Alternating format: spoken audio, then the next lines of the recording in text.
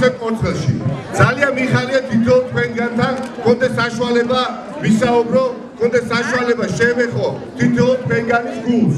მე აქ რამდენიმე ადამიანი ეს არაფრინულესთან მოვიდოდი, შემდგა ის ადამიანი, ვისაც 7, 8, 9 ადამიანი უმოწყალოდ უსწორდებოდა 22 მაისს. ბატონის ერთ-ერთი ქალბატონი და ერთ-ერთი ბატონი აიხავ საუბრობდა ვხედავ, რომელსაც უმოწყალოდ სცემდა 6-7 ზონდერის პორტფელი მოგზავნელი კავაზე ივანიშვილის მიერ. მაგრამ კონცხება და სამეგრელო რა პასუხიც გასცა 22 მაისს ივანიშვილს, აი ამავე პასუხს ძალიან მშვიდობიანად გავცეთ 8 ოქტომბერს.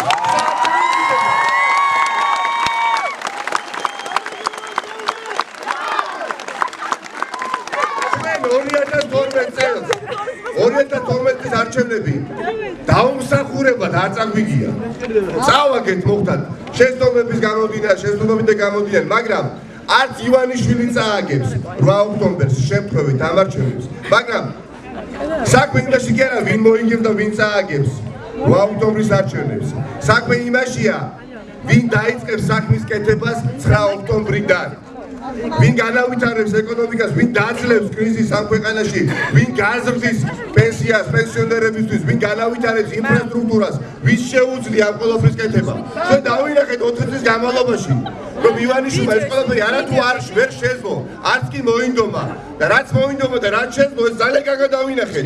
მისი ბიზნესის განვითარება კიდევ უფრო თქვენის ხარჯზე, ჩვენი მოსახლეობის ხარჯზე და ამიტომ ბატონ ივანიშვილს მილიარდელ ოლიგარქ ივანიშვილს 8 ოქტომბერს აი აქედან კორცხელიდან ვეუბნებით რომ აუცილებლად გადავიყვანთ ოპოზიციაში და ძალიან შვიდობიანად ჩვენ დავხესდათ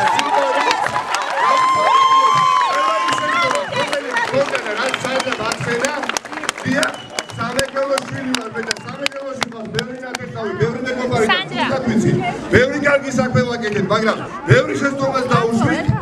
ამ შეცდომას ჩვენ არავითარ შემთხვევაში აღარ გავიმეორებთ და სიყვარულით, ერთიანობით და სიმტკიცით ავახორციელებთ ჩვენს ქვეყანას. გაგიმართოთ ჩემო მეგობრებო, ჩემო გულწრფელებო.